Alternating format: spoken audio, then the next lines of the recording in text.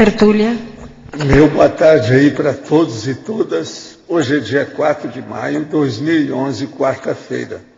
O verbete é o 1919, 6 páginas, 54 elogios e 18 máximos. O tema é divisão do trabalho. A especialidade é experimentologia. Quem redigiu o verbete foi a professora que está aqui segurando a barra, a professora Alzira. E ela está hoje assessorada pela professora Dulce, de modo que vocês podem tremer nas suas cadeiras aí, que o negócio é sério. Definologia. A divisão do trabalho é o ato, o modo, a forma, o método, o sistema, a técnica de atribuir, dispor, deliberar autofunções e tarefas ou processo de organizar o trabalho específico de consciência ou grupos de consciências de acordo com o perfil pessoal, no contexto social e interpessoal, segundo prioritariamente os princípios e valores cosmoéticos, objetivando a execução da programação existencial, individual e grupal. O holopensene pessoal e grupal da interassistencialidade. A atribuição de competência, a descentralização das decisões, a intencionalidade interassistencial na divisão do trabalho, o ato lustro de destinar atividades proexistas às consciências intermissivistas, a divisão do trabalho em função da ficha evolutiva pessoal, o trabalho sinérgico de integração, interação, intercooperação, interseção, intercompreensão, complementação e convergência na tarefa do esclarecimento das instituições conscienciocêntricas, os colégios democráticos e cosmoéticos das ICs, as inspirações extrafísicas do amparo de função na distribuição do trabalho. Eu li apenas uma parte do texto da fatologia. Agora, na tabelologia, nós temos 25 coteiros da divisão do trabalho, capaz de expandir o entendimento entre a visão multifocal, traforista, e a visão monofocal, reducionista.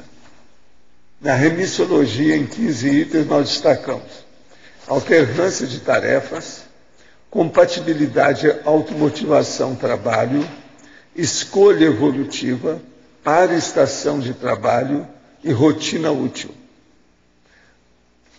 Frase enfática. A divisão do trabalho é o conjunto de unidades interrelacionáveis no qual o líder delega funções e tarefas conexas com as aptidões pessoais e a eficácia interassistencial dos liderados. Essa frase enfática parece, viu, Rosa, que está perfeita. Essa você não tem nada para reclamar.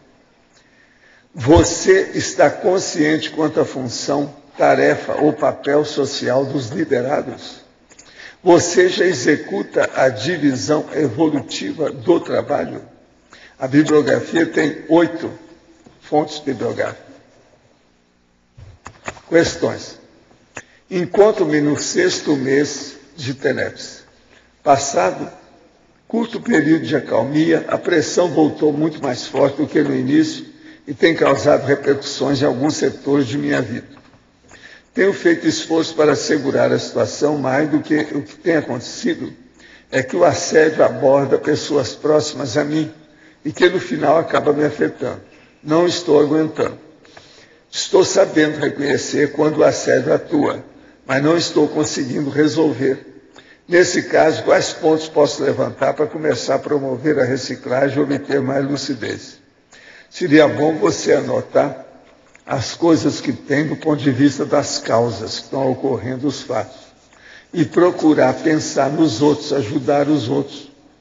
Com a interassistencialidade, você pode promover uma condição que supera o processo do assédio. Junto com isso, é estado vibracional. Né? Olha o estado vibracional antes, durante e depois de qualquer manifestação sua mudando de lugar. Sinto sensações, às vezes, de angústia ou sufoco. Fico em casa pela manhã e uma parte da tarde. Depois realizo atividade física e faço faculdade. A sensação de sufoco pode estar relacionada à energia se fechar quando fico muito tempo dentro de casa. Que atividade seria mais adequada para realizar de manhã?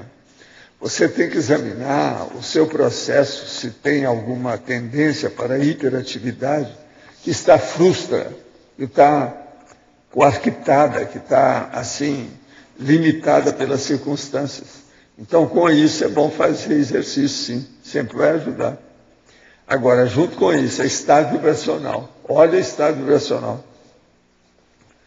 As conversas entre jovens que envolvem assuntos ligados a casas com espírito denso e filmes de horror podem fazer alguma conexão ou até menos atraídos? É lógico, né? Of course, sure. Há muito tempo que estou estudando a Conscienciologia. Estou firme, porém, meu filho vai fazer primeira comunhão e minha mulher já me intimou a ir com ela. Está lendo o livro Nossa Evolução que dei para ela, mas está muito devagar. Não estou forçando a barra para não dar conflito. Que faço? Cedo para não magoar o menino, que tem 12 anos, e me posiciono com mais ênfase em outra ocasião? Yes, indeed, of course. É por aí. Né? Comecei a TENEPS há menos de um mês. Na maioria desses 30 dias não senti a semi-possessão benigna, mesmo me mantendo lúcido e muito relaxado. Vale lembrar que não tive nenhuma ressaca energética. É normal não ocorrer nada na TENEPS quem é iniciante? Quais as causas mais comuns para esse fato? Você é casca grossa? Do ponto de vista parapsíquico, se for, está explicado tudo. Às vezes, essa é uma das causas mais comuns. Em relação ao registro diário da TENEPS, penso que é para ser dado um tratamento sigiloso e que só diz respeito ao tenepsista e amparador. Ou pode-se haver esses registros para fazer estudo de grupo junto com outro grupo? Não pode, não. Se você abrir os registros, você está no buraco. Uma semana todo mundo vai ficar assediado. Ainda tenho dúvidas a respeito de alguma eventual publicação das vivências. Qual seria a melhor forma de elaborar esses dados? É jamais colocando outra pessoa no lugar. Olha bem isso. Põe o seu amparador só, mais nada. Hoje é o meu 13º dia de TENEPS. Você está engatinhando. Você está no andador. Vai com calma. Isso é assim mesmo. Considerando a Aung San Suu Kyi, é necessário o desenvolvimento do parapsiquismo para chegar à desperticidade. Aung Suu, não sei o que é isso lá, mas deixa para lá. Olha, para chegar à desperticidade, já escrevi muito sobre esse assunto.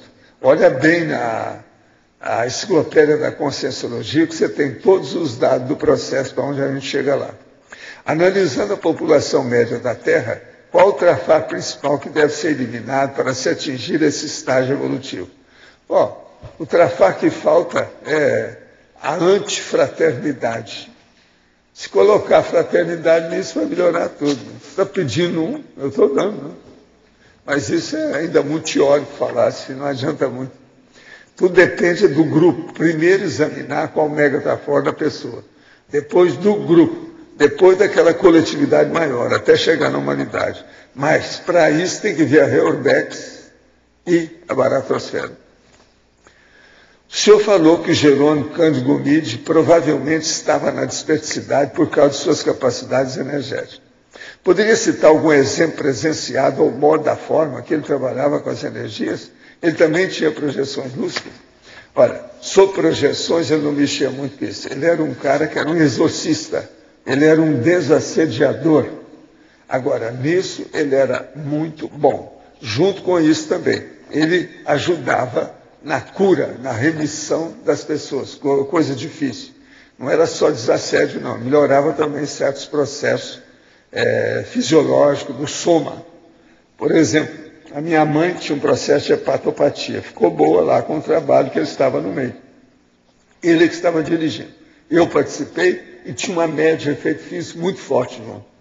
A coisa era tão séria que quando a minha mãe levantou essa mão aqui, ela levantou assim, ó, começou a pingar perfume da mão dela.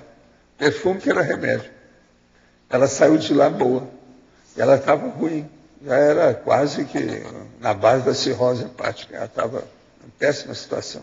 Por isso que eu levei minha mãe lá para ver o Jerônimo Cândido Gomide. Ele era muito bom. E foi ele que queria que eu deixasse tudo e ficasse lá com ele. Naquela ocasião, eu tinha acho que 17 anos, 16 anos, por aí. Era menino. Eu peguei o trem em Monte Carmelo e levei. Fui até lá, a gente passou em Pires do Rio, etc. Gente, eu quero dizer para vocês isso aqui, ó. Gênese. É uma peça teatral. Escola de Artes e Companhia Vida e Sonho. Gênese. Dia 7 e 8. Dia 7 é daqui 3 dias. Ingresso antecipado na sala 9 do Boulevard. Aqui tem os dados todos sobre a peça, como é que é. É da Escola de Atores e Companhia, fundada pela Evelyn Magueta, formada em artes cênicas na ECA da USP. Agora, ó, está aqui um monte de dados para vocês verem. Aqueles que quiserem. Se não quiser, se alguém, a hora de subir, você pede para deixar isso lá em cima para a turma ver o que é. Para saber se vão aparecer lá no Boulevard. Vale a pena.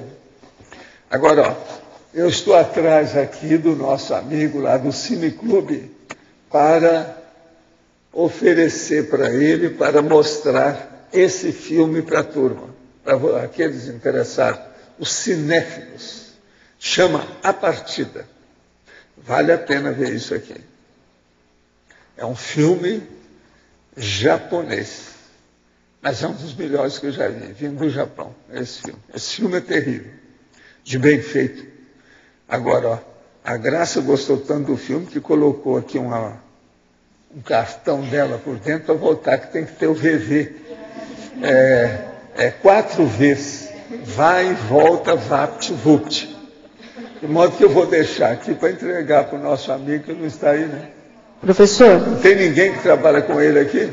Eu assisti esse filme é fora de série. Pois é. Você deixa. Então tá. Lá eles entregam, né?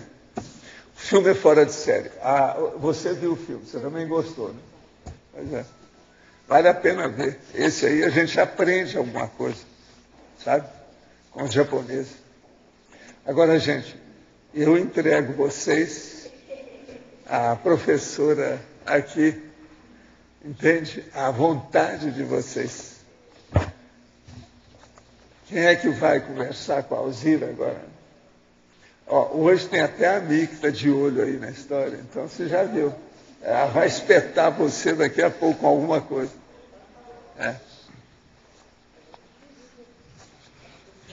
Vamos esperar os espetos. Parece que o primeiro é a Tânia. Pode entrar em campo. Pode entrar? Pode Alzira, entrar. Olha só, você pode explicar, na página 40, na pensenologia, a primeira, o holopensene pessoal da distribuição do trabalho? Fala isso. Explica aí para a gente.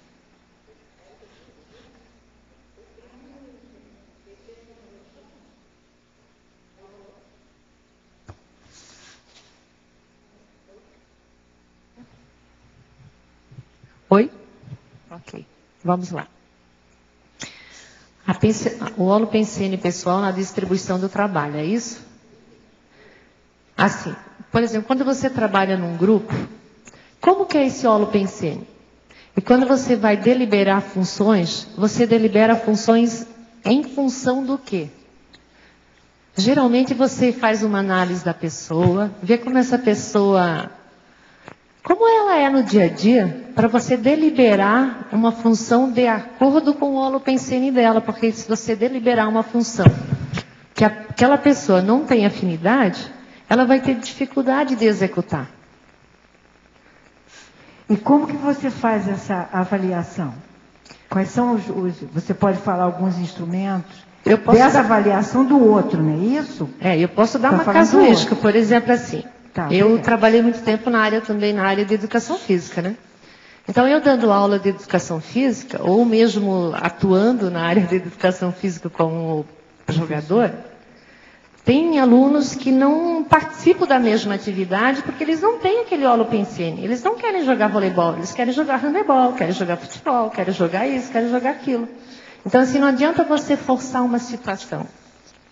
Tem que respeitar o contexto de cada um. Aí o seguinte, o holopensene da experimentação é que através disso, por exemplo assim, eu perguntava para os meus alunos, o que vocês gostam de fazer? Aí eles diziam, professora, eu quero fazer isso, eu quero fazer aquilo. E muitas vezes, quando você impõe uma atividade, eles fazem de mau gosto. Entende? Aí eu tentava respeitar o que cada um gostava, ou, né? Dentro do contexto deles, entende? Então, ok, muito obrigada e parabéns pelo verbete. Eu nunca falo isso, né? Quando eu gosto, eu falo. Oi, Alzira. Oi. Parabéns, Socorro. Obrigada. Na página 41, na fatologia, na 8ª linha, o ato lúcido de destinar atividades proexistas às consciências intermissivistas. Como é que você consegue fazer essa distinção? Bem, eu tento, né? Mas eu tenho exemplo de pessoas que são um pouco mais lúcidas do que eu, né, no momento. Então eu vejo assim, como eu estou 9 anos atuando no holociclo, eu presto muitas vezes muita atenção no que o professor Valdo delibera para a gente. Então, eu penso que ele está fazendo um ato lúcido, entende? E quando eu, por exemplo, quando eu atuei na minha vida profissional como coordenadora, eu também procurava fazer o que é o melhor para a pessoa e se ela podia executar isso. Porque tem que olhar a habilidade da pessoa e não forçar a pessoa a fazer uma coisa que ela não consegue, entende? Deu para resolver? Por que é tão difícil o projetor encontrar pessoas vivas desaparecidas? Eu já falei aqui, isso quase sempre é devido ao processo de assédio que envolve o desaparecimento. Por que nenhum projetor em 10 anos encontrou o homem mais procurado do mundo, Osama Bin Laden e outras pessoas famosas desaparecidas? Primeiro, isso não é tanto assim difícil, não. Todo mundo sabia há vários anos que o Osama Bin Laden estava nas montanhas do Paquistão, lá perto onde ele foi encontrado. Agora, o povo estava sonegando informação a respeito de tudo isso. Havia uma briga entre o povo lá por causa dos talibãs, etc. Tal. Então, isso não é bem assim, não. Muita gente já sabia onde é que ele estava, mais ou menos. Pela Reurbex, ele será provavelmente transmigrado para outro mundo. Eu já falei, se você ficar sabendo, você me avisa, eu não sei. Essas coisas eu não tenho aqui a ficha desse povo. Outro, na aplicação do arco voltaico, qual o significado das palmas das mãos aquecerem? Isso mostra que a pessoa está trabalhando com energia grossa. E ela está desenvolvendo o processo de parapsiquismo. Pode chegar um ponto que ela vai sentir frio e as mãos vão ficar geladas. Isso faz parte também do serviço. Tudo depende do desenvolvimento do parapsiquismo da pessoa. Agora, ó, quando as suas mãos esfriarem muito, você passa uma mão na outra assim, ó, e pensa no processo de energia, que geralmente você vai esquentar tudo. Alzira, aqui no ar. Na fatologia, página 41, na 9ª linha, a divisão do trabalho em função da ficha evolutiva pessoal. Pode expandir isso aí para a gente? Bem, vamos ver lá, né? Por que eu coloquei isso? Porque assim, quando você faz uma análise da pessoa, você vê a pessoa no teu contexto, no teu trabalho. Por exemplo, você está num trabalho de grupo, né? Vou dar um exemplo meu, né? Por exemplo, a gente está lá no holociclo. Nós estamos 9 anos dentro do holociclo. Então eu vejo assim que a coordenação do holociclo, geralmente, ela distribui essa função, a nossa função lá dentro, em função da nossa ficha também. Em função do que eu consigo fazer, do que eu posso ajudar, o que eu posso contribuir, onde que eu posso otimizar as minhas funções também e as minhas reciclagens. Então, assim, a sua ficha vai reverberar nisso, né? Porque você tem que ter trafores, tem que ter talento para estar desenvolvendo ou desempenhando aquela função. Mais uma, Alzira, na parapatologia, na 4ª linha, a paraestação de trabalho, você tem alguma experiência, alguma informação para a gente aí sobre isso? Eu vejo assim, quando a gente está trabalhando um trabalho que você está bem conectado com a equipe extrafísica de amparadores, eu vejo que a gente tem muitos insights. E eu considero o holociclo extrafisicamente uma paraestação de trabalho. E também eu que tem no ouvido, que o Sovaldo cita, o interlúdio também é uma para-estação de trabalho, né? Eu penso que seja, né?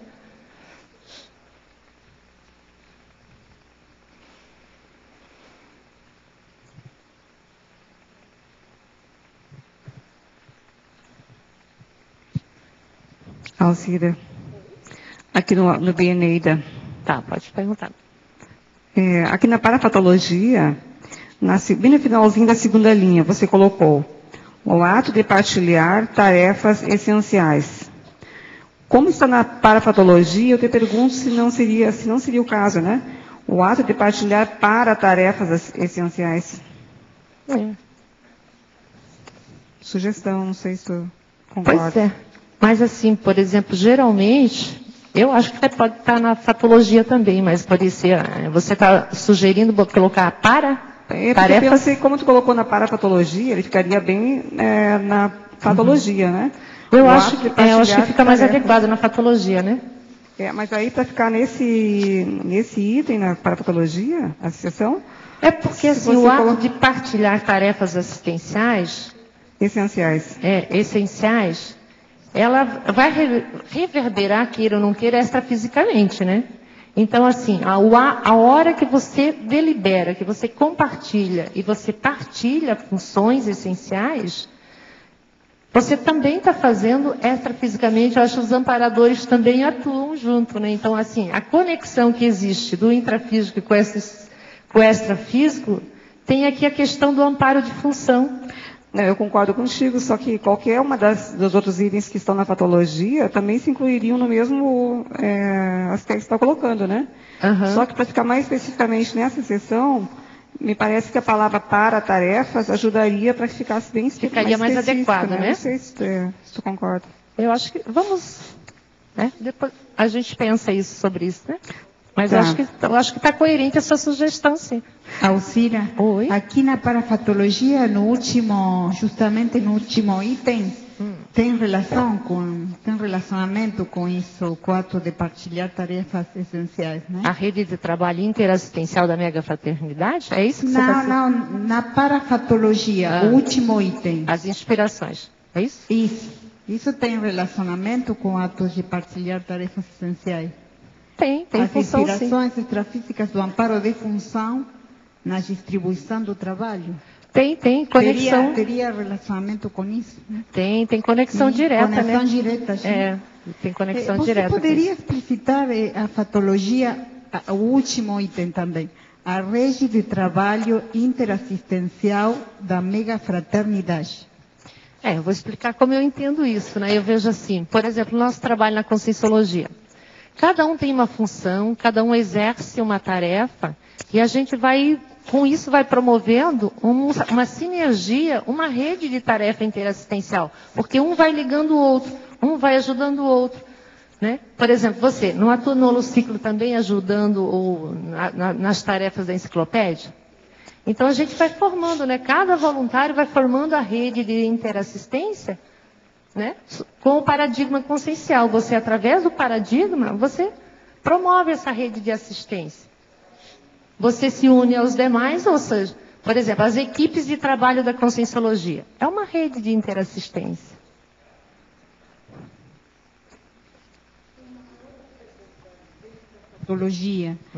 O abarroamento interconsciencial. Poderia esclarecer? 1, 2, 3, 4, 5, 6. Sétima linha. O abarroamento, é isso? Interconsciencial? Sim, abarroamento. Isso. Então eu vejo assim, como é que essa relação... Isso, sétima linha. Como que é a relação de pessoa entre pessoa? Você com as outras pessoas, você com as demais pessoas. Ou seja, as consciências entre si. Como é esse relacionamento? Como é que é esse embate entre as pessoas? Essa relação que existe entre as pessoas e entre as consciências. É nesse sentido. Como que cada um age, como cada um funciona, como cada um se manifesta com as demais pessoas. Nada. Alzira. Oi. Aqui no ar. Pode falar. Poderia, por favor, na página 42, no trinomiologia, dar maior esclarecimento aqui, porque a gente conhece só o colarinho branco, que é o colarinho azul e o colarinho marrom. Tá aqui. Ó, o colarinho azul, ele significa assim que são os operários, a classe mais, digamos assim, mais que faz os trabalhos mais operários, mais físico mesmo, né? É uma terminologia que a gente acha, se você colocar no Google, você botar lá colarinho branco, aparece todas, tá? E o colarinho marrom tem a ver com os supervisores, são aqueles que superientam, né, supervisionam todas as obras, as situações. E o colarinho branco, geralmente, são aqueles que a gente diz assim, que trabalham em escritório, que não utilizam muito esforço físico, mas mais a parte intelectual, mais a parte burocrática da situação. É engraçado que não concorda, então, com o jornalismo marrom, que é o mais sujo, não tem nada a ver, não. E o azul seria o mais limpo. Não, essa é uma linguagem da sociologia, né? Que se você colocar no Google, colarinho branco, já aparecem várias coisas, várias especificações. Alzira, aqui é a exemplologia, na página 43. Exemplo? Vamos lá. A última, mega divisão de trabalho. Você poderia aprofundar e ampliar? Eu vou explicar os três aqui no sentido assim, porque aqui eu peguei o exemplo pessoal meu, né? Digamos assim, hoje eu estou aqui, num paper pessoal, né? Certo. Então, essa tarefa é minha, exige o meu esforço, o meu talento, as minhas situações. Mas alguém deliberou essa tarefa para mim, entende? Então, é uma mini divisão de tarefa. E no último lá, eu coloquei como exemplo aqui o orientador evolutivo, por quê? No contexto da conscienciologia, o que é nos passado, é que a gente, antes de ressomar, a gente faz uma visita técnica, né, com o orientador evolutivo. Então, como é que é essa planificação da PROEX? É uma deliberação, ele está deliberando uma função intermissiva para a gente executar aqui no intrafísico. Então, eu fiz um crescendo do orientador evolutivo, de uma consciência, digamos, desperta, e nós aqui. Então, seria na condição da Max Proex, então? Isso, da Max Proex. Oi? Aqui na página 41, na teoriologia, a teoria da amortização dos endividamentos das interpesões grupocármicas. Como você relacionou a divisão do trabalho e como que você acha que isso faz essa amortização? Olha, eu vou dar exemplo meu, né? Digamos assim, eu nasci numa família já numerosa. Eu fui a 6ª filha. Então, lá dentro eu já comecei meu trabalho. Eu era responsável pelos meus irmãos mais novos. Queira ou não queira, eu já estava exercendo uma tarefa lá. Eu saí de casa, passo no vestibular, faço a primeira faculdade. Eu já fui para uma outra tarefa. Então, assim, o fato de eu sair de casa, eu já amortizei muitos processos grupocármicos da minha família, porque eu saí bem, está resolvida, não tem problema com eles. Ao sair, ir para uma faculdade, da faculdade eu vou fazer um outro trabalho que é na área de educação física. Eu passei por 3 colégios, tanto um na rede municipal, um na rede estadual, outro na rede particular. Eu tive as 3 vivências. E foi engraçado porque cada um foi um contexto diferente. As pessoas envolvidas também eram um aspecto bem diferente, mas eu passei, digamos assim, eu acho que eu tive um saldo positivo em todos eles, porque eu saí bem de todos eles.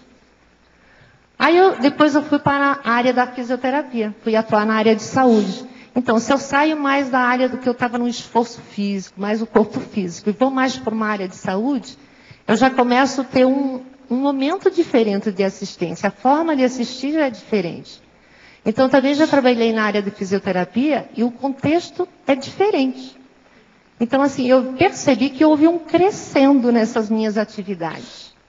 E depois da área de fisioterapia, eu cheguei aqui no CAEC, né? Então, é outro trabalho diferenciado. Então, assim, tem um crescendo desde o Grupo Karma até o trabalho de hoje. E houve uma amortização, houve uma, digamos assim, uma situação que você saiu bem, saiu tranquila de todas elas. E hoje estou tentando desenvolver o meu melhor papel aqui, né? Então é um crescendo. O seu verbete é impressionante. Até a Fabiana fez perguntas sobre ele.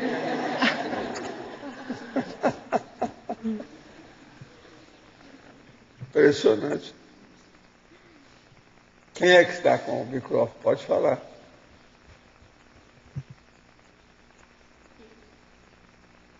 Na página 44,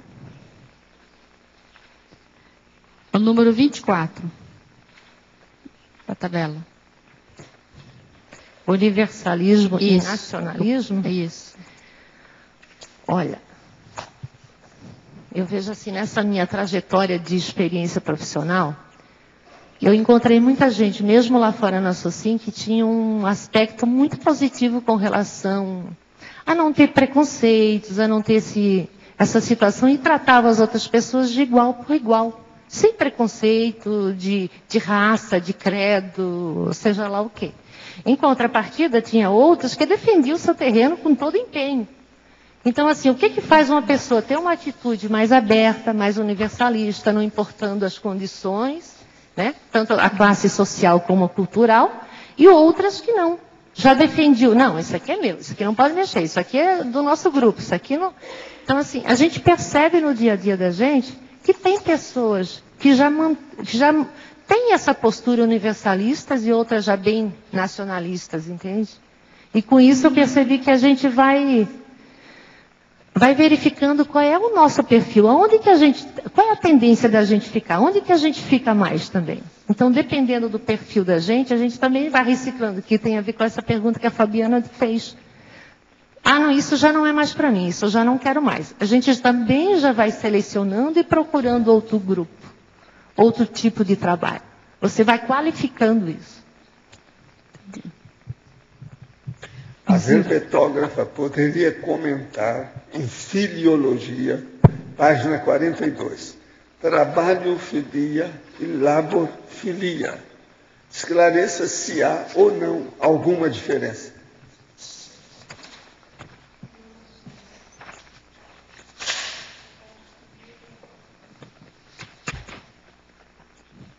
Já peguei. Trabalho filia, né? Trabalho filia no sentido assim, você encara toda atividade nova como um desafio?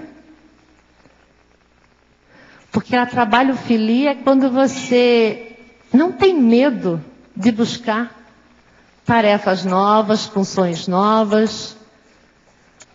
Eu vou dar um exemplo meu agora. Eu assumi a coordenação da Consus. Eu pensei muito antes de assumir. Então, assim, é responsabilidade nova. Você tem que se disponibilizar mais, você tem que estar mais aberto, você tem que abrir tudo para poder atender o grupo e disponibilizar essas informações para mais consciências possível.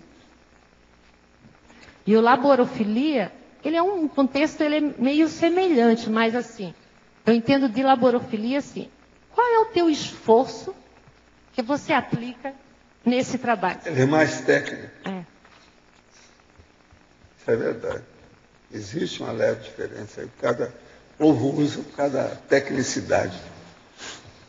É quando você já aplica as suas habilidades, né, seus trafores naquilo. Né? É. Agora outra.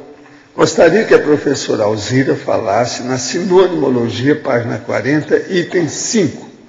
Alocação das competências. A alocação das competências eu vejo assim. Por exemplo, nós aqui na Conscienciologia, quando a gente está nas ICs, quando a gente tem as reuniões, né, tipo assim, você vai trocando, troca secretário-geral, assume outro departamento, a pessoa que está num departamento assume a secretaria-geral. Então, assim, você vai alocando as consciências conforme as habilidades e competências de cada um. Pelo menos a gente tenta, né? Alocar pelos trafores.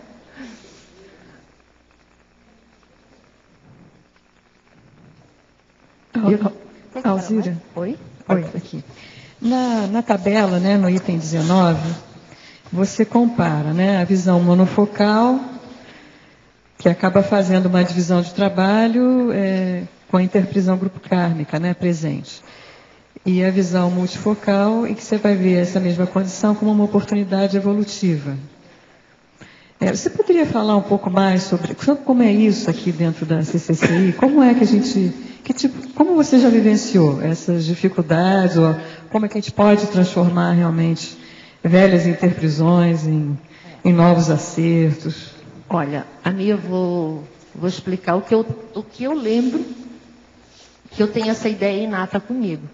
Porque desde pequena eu dizia para minha mãe, eu vou ser dona da minha vida. Em todos esses contextos de trabalho que eu passei, uma das coisas que eu sempre me preocupei em não deixar rabo preso. Para não criar interprisão grupo kármico, entende? Então, por todas as tarefas que eu passei, por todas as funções que foram bastante, não foram poucas, a minha preocupação era essa. Não criar prisões intermissivas, quer dizer, grupo kármicas. Por quê?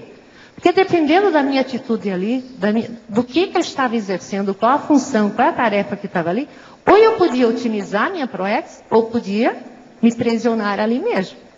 Então, isso eu tomei um cuidado muito grande nessa minha vida, para não criar isso. Por quê? Porque eu penso que eu vim para resolver isso nessa vida, e não para criar mais. Então, nesses contextos que eu vivenciei, eu ficava olhando, né, atenta e procurando. Não, está correto ou não está? Está de acordo ou não está? Eu estou dentro de um padrão de norma e de princípios ou não? O que eu estou fazendo aqui? Está coerente só para mim ou está coerente para o grupo? Então, eu me questionava muito com relação a isso. E eu fazia os meus alunos questionarem também. Eu perguntava para eles, por que você está fazendo isso? Você faz isso por quê? Para quê? E para quem? Então, e essa é uma das coisas que eu tomei muito cuidado. E eu vejo que isso tem me dado assim, uma tranquilidade íntima de poder estar aqui hoje, full time na Conscienciologia, e resolver as situações que eu posso resolver, que eu posso fazer. Então, eu estou mais leve, estou mais tranquila para poder resolver a minha função hoje aqui. Agora, ó, você leva isso muito a sério, porque na fatologia você põe a dependência com 4 condições de que é o sub. Então, dependência, você fala em subordinação, subserviência, subalternidade e sujeição. Isso mostra que você quer mesmo, você combate o processo violentamente. Lembra de uma pergunta? É um verdadeiro polinômio, você está entendendo? De evitação. Lembra uma pergunta que eu fiz para o senhor aqui? Como que são os nossos débitos do passado? E você me respondeu que, para mim, para nós, no caso, como a gente tem uma descendência mais germânica, né? A situação tem mais a ver com os engenhos, né, de açúcar, engenho não sei do que, as situações todas, né? E o meu avô tinha um engenho de açúcar, né? Aí, naquele dia, eu parei para analisar. Eu falei assim, o que o meu avô...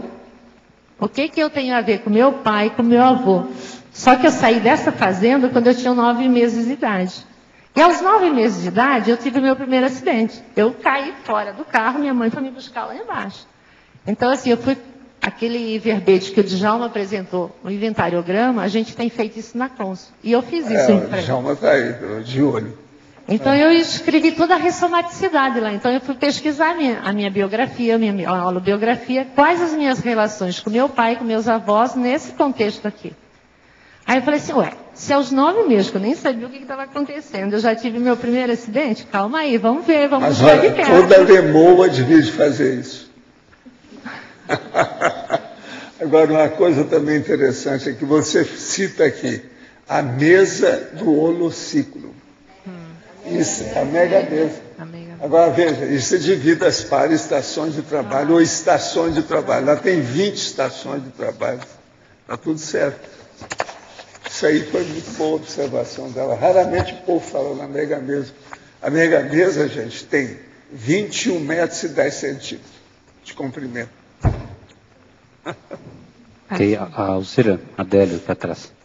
Você comenta bastante aqui a questão de gestão, basicamente, né? Você também ser um gestor de atividade, gestor de trabalho, né? Nas empresas a gente observa a necessidade da democracia na decisão em muitas coisas e outras vezes não.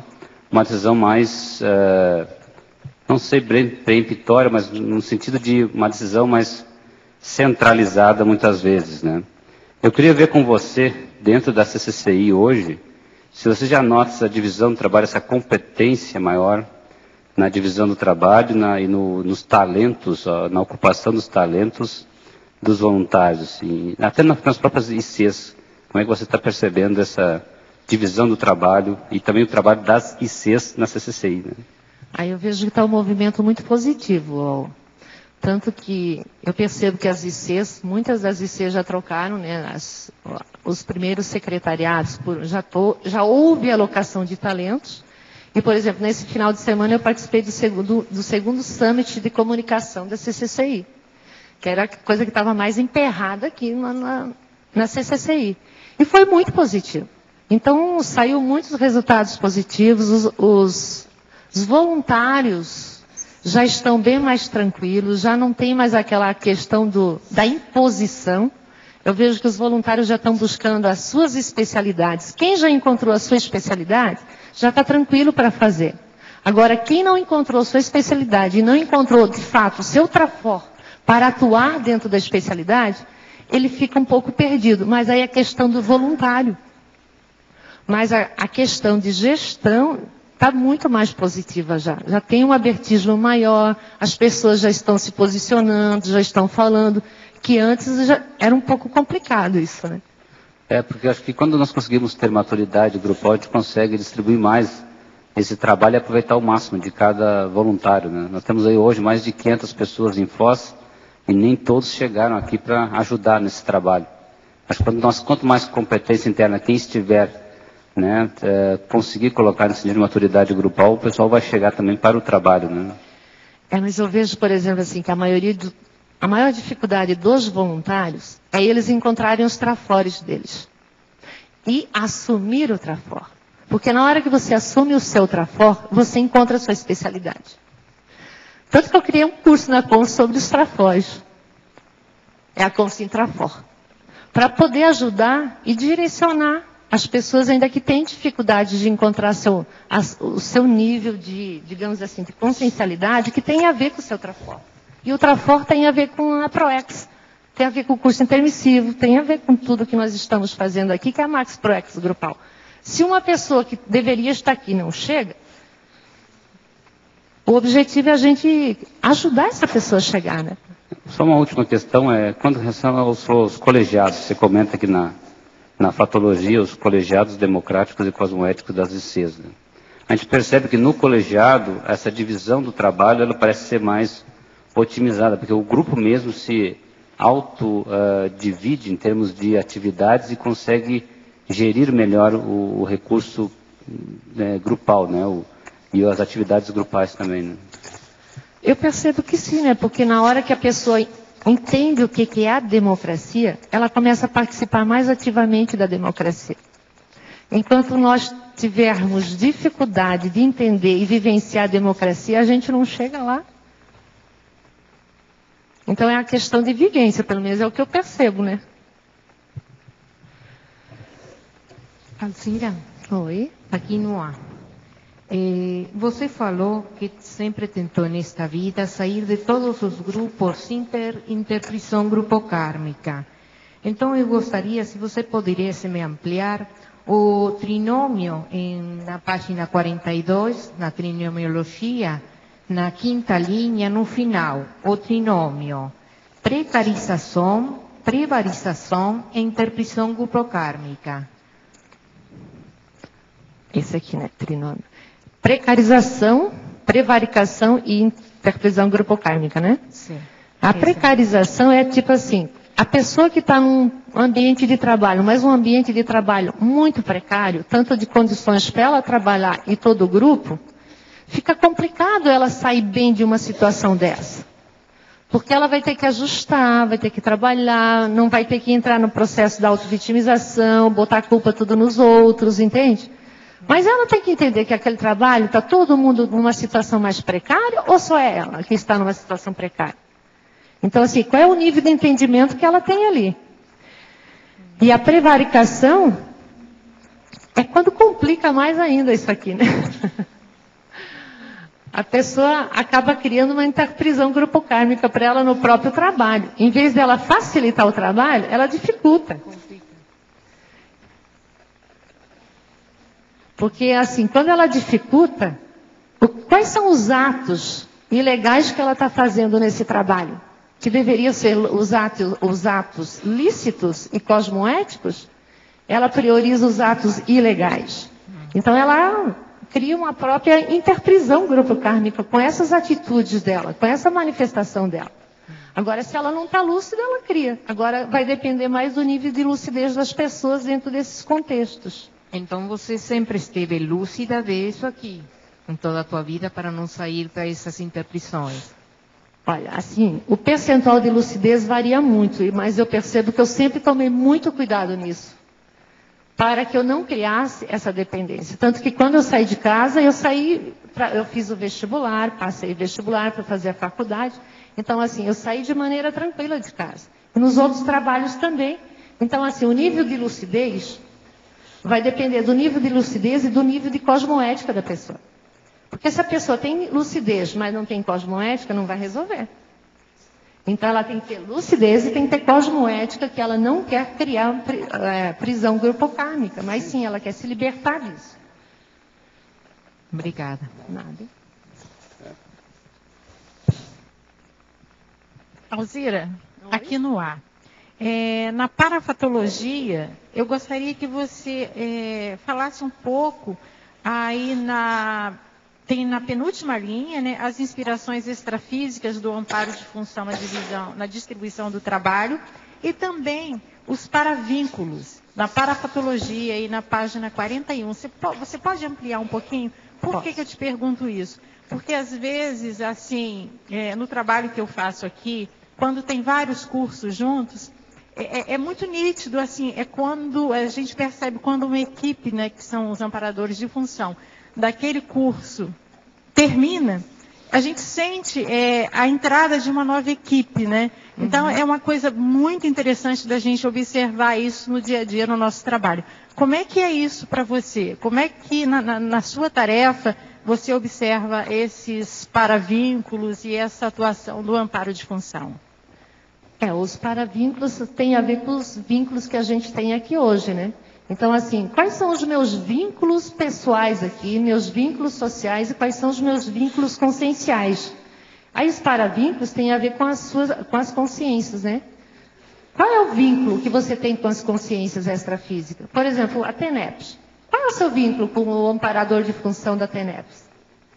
Né? E os cursos, por exemplo, quando você está atuando como docente nos cursos de conscienciologia, como que são esses vínculos seus com a equipe extrafísica? E a outra questão, assim, as inspirações extrafísicas no amparo de função, na distribuição da tarefa, quando a gente está numa função né, você está na frente de um trabalho, você tem um amparo de função especializado para aquilo. Então, assim, o quanto eu tenho neutralidade, eu tenho cosmoética, de fato, para deliberar essas funções com aquilo que tive orientação para isso. E não fazer, digamos assim, um joguinho, ou seja lá o quê, ou priorizar alguém em prol de outro. Mas o quanto você tem cosmoética para respeitar essas inspirações no amparo de função. Porque cada um tem uma função específica. E isso acho que está claro para a gente, a função específica da gente. Agora, o fato é a gente assumir isso. Obrigada, Alzira. Nada. Alzira, aqui no ar, na página 41, em tecnologia, as técnicas paradiplomáticas, né? Então, eu noto pela experiência que hoje já, mesmo no trabalho nas grandes corporações, a diplomacia não é muito usada não, é coisa imposta, né? Sim. E quem usa a diplomacia já é bem sucedido. E quem usa a paradiplomacia ainda, né, pela experiência, certamente é uma pessoa que vai ser muito bem sucedida, né? Então eu ia ver com você aí, que você poderia comentar mais sobre isso, sua experiência na questão da paradiplomacia no ambiente de trabalho, e que é, de fato, notado pelas pessoas como muito diferente da conduta normal nesses ambientes, né? Olha, eu coloquei aqui no sentido assim, por exemplo, assim, você que está atuando, posso pegar você como exemplo?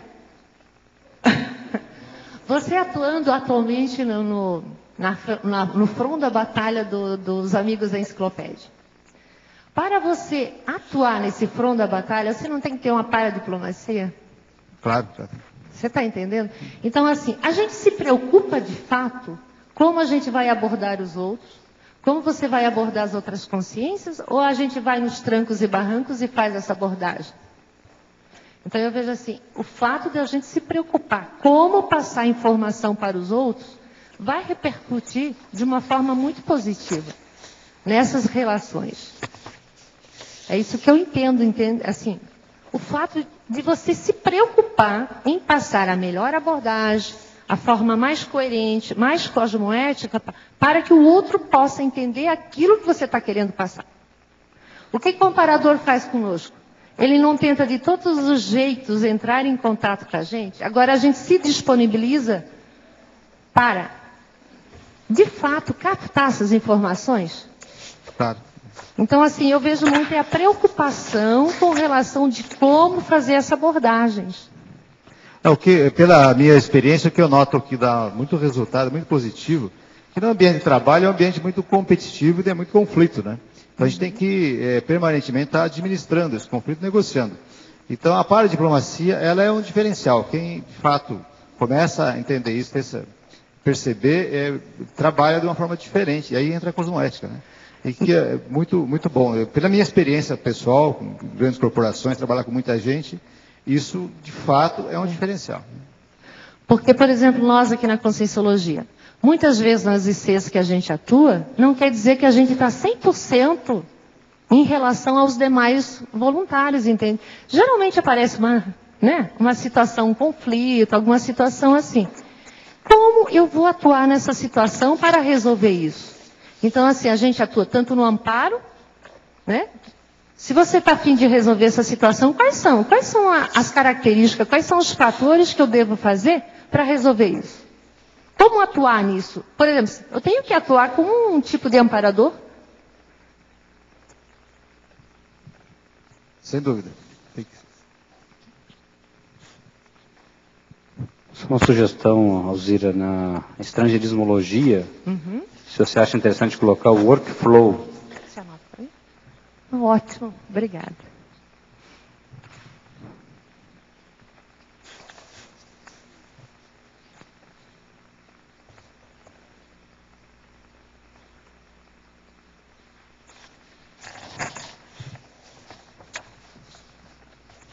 Oi, tudo bom? Tudo. Você poderia, por gentileza, eu cheguei agora há pouco, mas fazer um aprofundamento entre a definologia da divisão de trabalho e a síndrome de burnout? Sim. Vamos supor assim, por que eu coloquei a síndrome de burnout aqui? Porque quando você faz, por exemplo, você delibera funções, né, para as pessoas. Mas essa função, ela é muito repetitiva, você pode causar dano a essas pessoas. Por exemplo, a LER é uma situação de um trabalho que ela é provocada em função do trabalho. Entende? Porque muitas vezes a pessoa até quer alocar o seu trabalho por uma outra área e nem sempre os coordenadores ou gerentes permitem isso. Então a pessoa fica desenvolvendo, atuando naquela função e acaba prejudicando o próprio soma. Não sei se eu expliquei. Eu gostaria, não sei se você ou outra pessoa, eu sei que quem estuda muito isso é o Eduardo, ou mesmo o professor Valdo, fazer um aprofundamento nesse sentido, assim. Me parece, pelo pouco que eu estudei a síndrome, não só a repetição daquilo que se faz, mas também é uma questão da pessoa não ter um aprofundamento mental somático, e isso é que vai refletir na síndrome de burnout. Estou correta, professor Val? Mas olha só, posso continuar? Por exemplo, Luci, na nossa experiência como docente, como professoras, você percebe que nas áreas, tanto na área municipal e estadual, onde o professor atua muito tempo dentro de sala de aula, e não desassimila o processo das energias, correto, ele acaba desenvolvendo essa síndrome. O percentual hoje em dia está muito grande. Sim. E eles não conseguem se realocar. Então acabam ficando, né, distante da sala de aula, ficam em licença. Então é complicada essa situação. Sim, correto. Tá. Se alguém puder aí fazer um alongamento maior, por exemplo, daquilo que a gente estuda na conscienciologia e aquilo que reflete, vamos chamar assim, multidimensionalmente, nesta doença.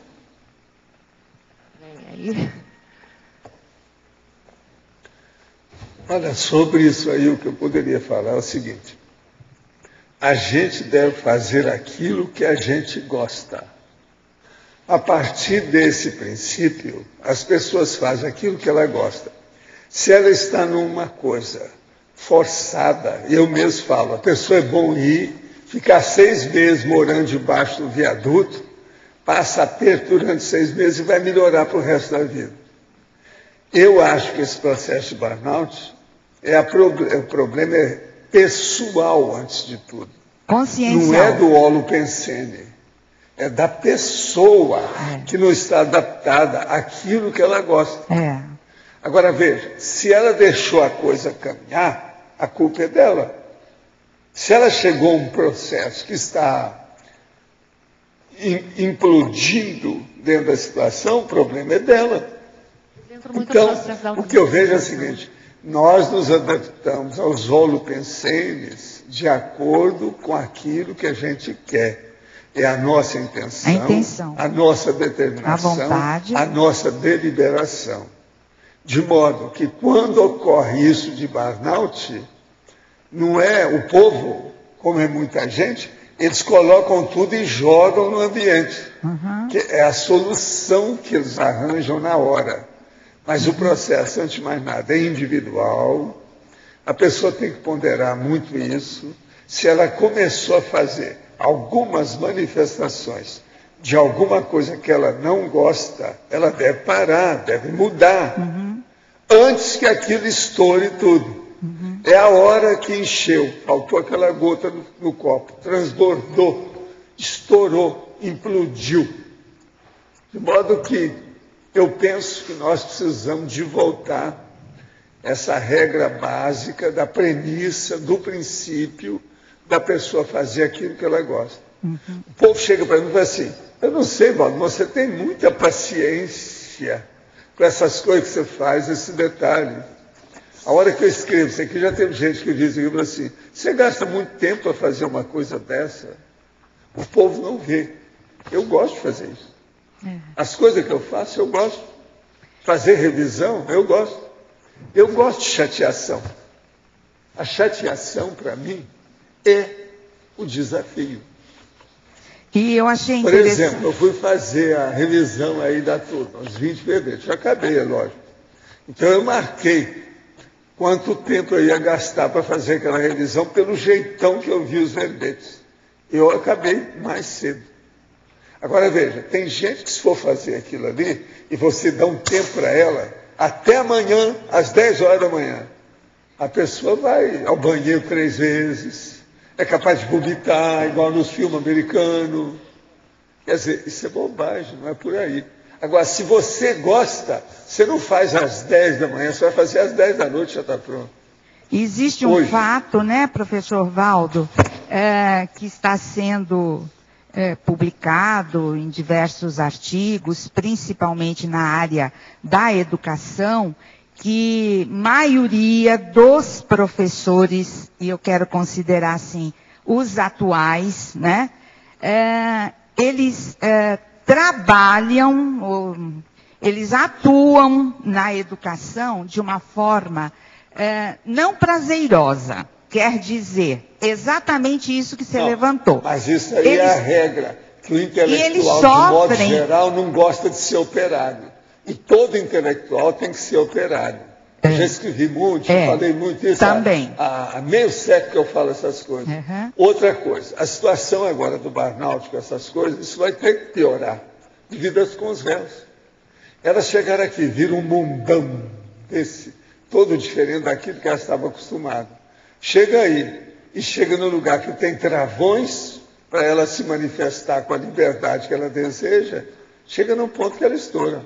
E, professor, você está levantando isso relacionado à educação em que sentido? Relacionado às consréus que chegam. É a educação de tudo, é o processo da consréu. Agora veja, ela vem. Tem gente que faz séculos que não aparece por aqui. Ele chega e começa a ser animal de novo, animal humano, aquela condição toda. Estou entendendo. Entende? É o Homo sapiens humanus. Um negócio muito sério. Agora, ele chega no lugar e aquilo começa a aborrecer, não. Ele viu, a Terra hoje não é para me aborrecer. Isso aqui é um parque de diversões, é o meu playground. A pessoa começa a estourar, aí começa a se encher. Quer dizer, fica saturado. É isso aí que dá, esse banal. Entra na síndrome da outra coisa, o né? bullying é a mesma coisa. A hora que começa a chatear com as outras pessoas, eles estão arranjando um jeito de criar problema. É o processo baratrosférico, é o conflito.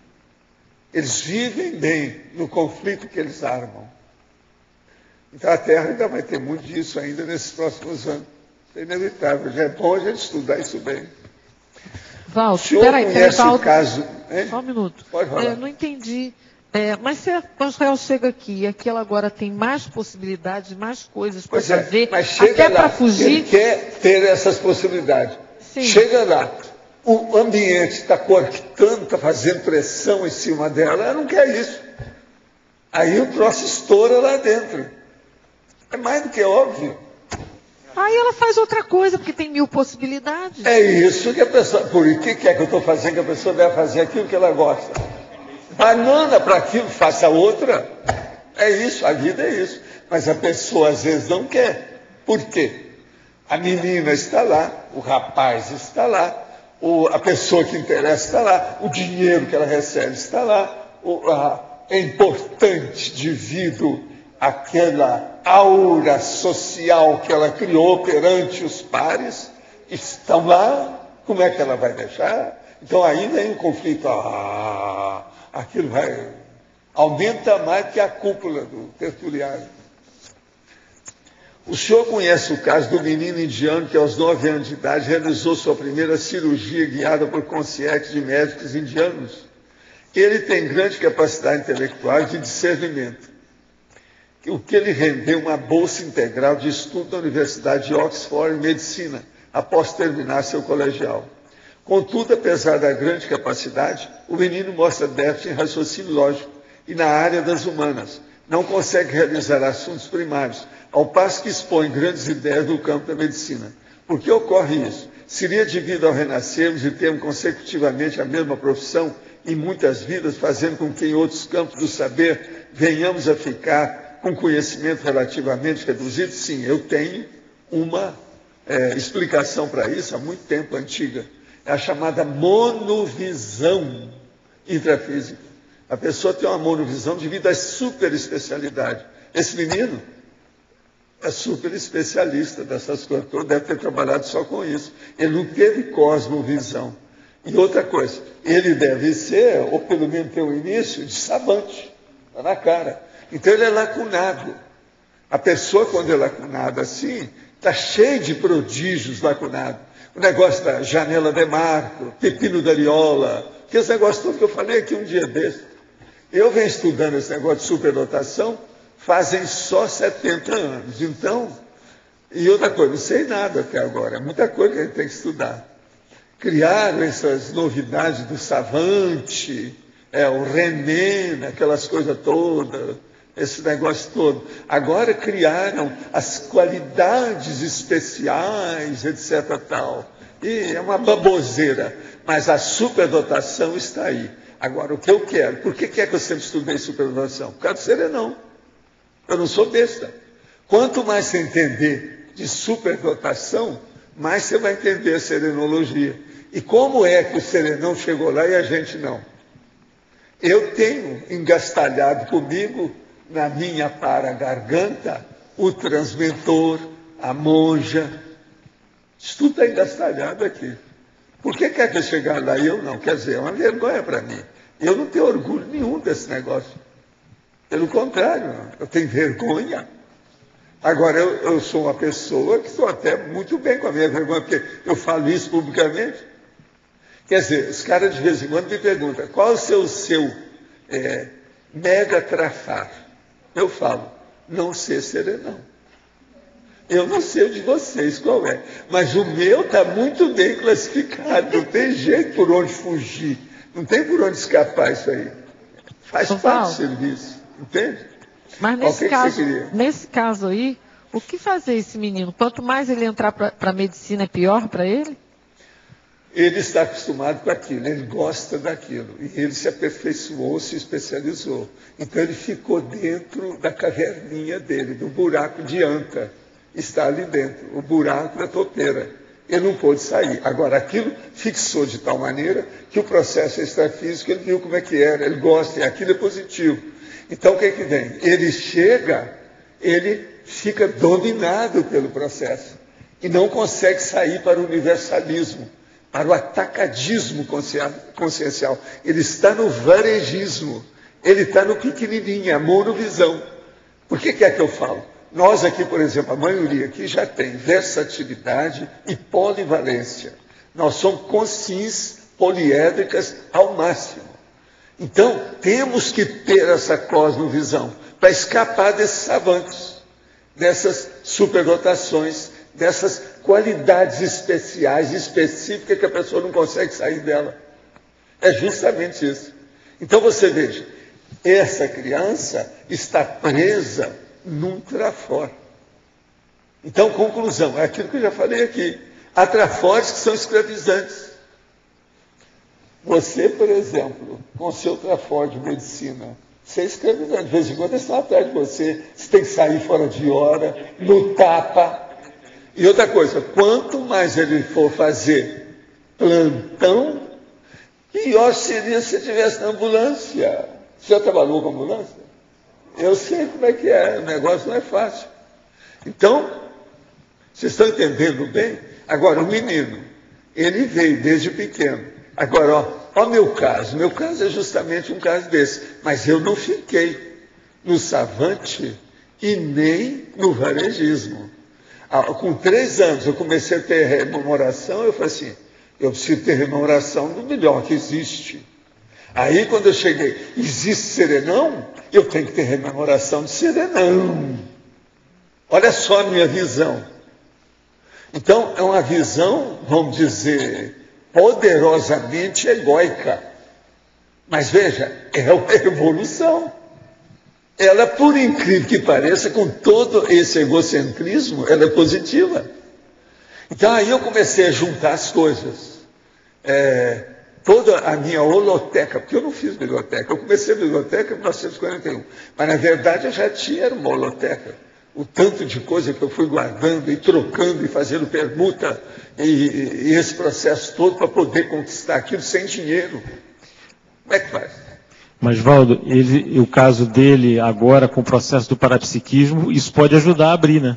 Pode, deve-se de ver esse parapsiquismo até o ponto que foi. Ele entrando assim em Oxford, com esse negócio todo, ele vai começar a ficar bitolado com o processo da ciência convencional. Aí eles esterilizam o menino. É muita gente que já foi esterilizada. Eu conheci superdotado assim. Entendi. Que acabou esterilizado. Então, ele é aquele negócio que falhou, clefou, abortou. Então ele era ótimo dentro daquela idade, mas na idade adulta não fez nada. Quer dizer que você acha... Vamos ver se o menino, quando crescer, e chegar aos 30, aquilo que eu falo, que ele chegar na execução dos 36 anos, como é que ele vai ser? Você acha que se ele tivesse ido mais pelo caminho parapsíquico, em vez de ficar no convencionalismo... Eu, criança, começava a pensar. Pois é. Uma coisa eu vim vendo aqui, eu quero ver quando eu crescer. Minha cabeça vai crescer, meu cérebro está crescendo. Eu vou ter mais possibilidade de usar o que eu sei. Eu quero, então, lembrar de tudo que eu posso, o mais depressa possível, para colocar quando eu virar gente. Tudo isso eu falava. A minha tia Alcina virava para mim, eu já tinha 14 anos, já estava com paletó, aquele negócio todo. Quando eu ia de férias lá, às vezes ela ia do Rio, a gente encontrava, ela falava assim, esse menino só tem tamanho, mas ainda não é homem. Agora, ele é até muito elegante para a idade dele. Então, falava as coisas, mordia e soprava. Sabe como é que é? Agora, eu ficava sabendo que o povo acabava falando para mim.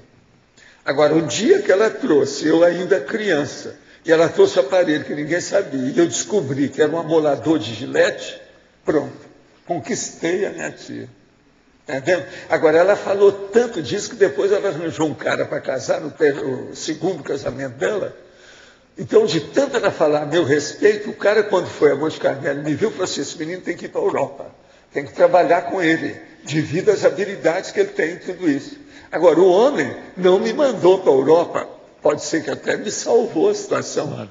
Ele teve um processo agudo, porque ele sofria de asma brônquica, entende? E o processo cardíaco, a asma cardíaca, ele morreu, de uma hora para outra.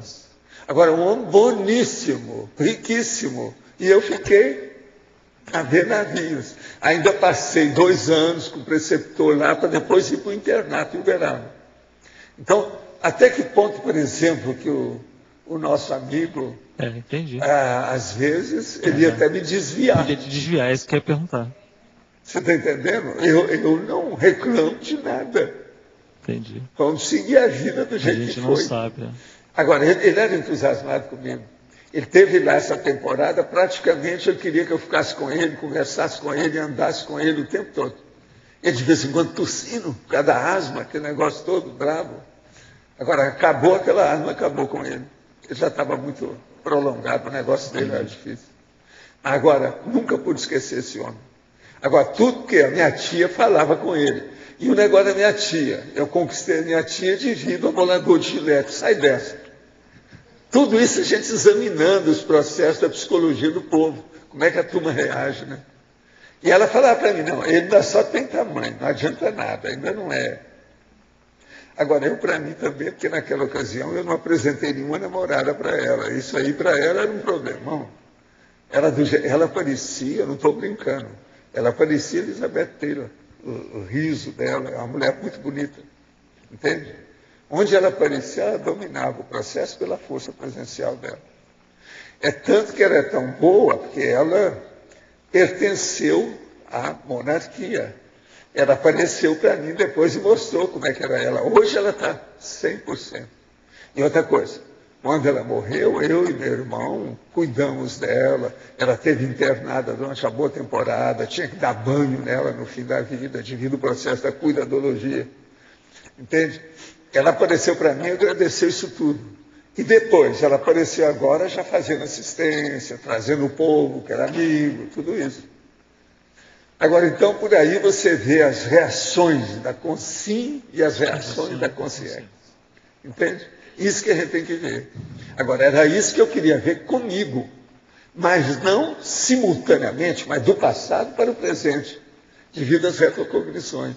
Entende? Entendi. Agora, lá no fundo, quem está certo sou eu. Sim. O ideal é a gente ver como é que a gente era para ver se nós não estamos repetindo besteira ou se não estamos aquém daquilo que nós somos. Vocês estão entendendo? O aquém em relação àquilo que a gente é. Isso é muito sério. Aqui está cheio de gente aquém, viu? Pode fazer o clube dos aquéns. Aqui tem um monte, ainda. Agora, ainda tem muita, o processo da Sindex, gente nova, isso tudo vai melhorar, né? Agora, a turma que já tem cabelo branco, esse negócio todo, esse a gente tem que pisar nos 2 pés e puxar as 2 orelhas. Porque esse aí já está na hora, né? Professor, já começando. Aí, professor Val, aí nesse caso, a referência é a retribuição que a pessoa tem que oferecer? É isso que você está dizendo? Não é só a retribuição, não. É você compreender você para você fazer assistência. Tá. Isso aqui é um negócio sério. Quanto mais o assistente souber das suas potencialidades, melhor será ele na assistência. É uma coisa mais que óbvia. Uma coisa puxa a outra, depende da outra. Não é verdade? Sim. Tem lógica? Tem lógica. É por aí. Professora Alzira, Fatologia, página 41, final da 7ª linha de cima para baixo. o abalroamento interconsciencial. Você já tocou aí rapidinho. Já falei, mas tudo bem, a gente repete, né? É o embate consciencial, né, professor Valdo? São as relações pessoais com as outras pessoas, com as outras consciências, né? Como que é a sua relação com as demais pessoas, né? Nona linha de baixo para cima, a reeducação consciencial a partir da nova tarefa assumida. Poderia comentar mais um pouco? A reeducação consciencial. Aqui, né? Nona linha de baixo para cima, a reeducação consciencial a partir da nova tarefa assumida. Pois é. Aqui é, digamos assim, eu vou dar uma casuística, pessoal, para eu aprender com isso e até ajudar. Por exemplo, eu estou na equipe do Holociclo, né, de terapeuticologia. O que a equipe da terapeuticologia faz? Estuda as doenças, né, para poder fazer a terapêutica das doenças. E esse é um processo de reeducação para mim. Porque eu tenho que estudar todas as doenças, eu tenho que ver que a doença se desenvolve. Mas você já trabalhou comigo na etimologia, na opção de coisas. Já, mas eu estou fazendo uma reeducação, né, professor? Pois é. Porque assim, a partir do momento que eu estudo aquela doença, que eu vejo quais são as causas, quais são os fatores, né, que desencadeiam aquela doença, ao fazer a terapêutica, eu já fico ligada, né? Opa, isso aqui eu já não posso mais fazer. Ou seja, eu estou me reeducando em cima de uma pesquisa que a gente está fazendo lá, né? Tem um amigo meu que disse o seguinte: diploma só serve para uma coisa, para ver se a pessoa toma vergonha na cara. Vocês estão entendendo a decorrência disso? Com diploma na mão, não, eu tenho um diploma, eu estudei, eles me diplomaram. Isso aí eu tenho que saber. Se eu errar nisso aí, como é que fica? Perante eu mesmo, eu comigo. Então, até um certo ponto, o diploma, nesse sentido, tem valor. É que ninguém quer saber muito disso, não. Tira o corpo fora, salta de banda, se puder. Uma outra coisa que eu posso falar é com relação à minha profissão, as duas que eu tive, né? A educação física, imagina, eu trabalho com soma. E fisioterapia, eu atuei muito na área de reeducação postural. Então, mas assim, a fisioterapia é muito importante na questão da energia, porque você pega diretamente no soma, nas energias. Então, é diretamente no chakra das pessoas. Isso aí é seríssimo, é o poro, a pele. Então, muda muito. Não é a mesma coisa de educação física. Não é.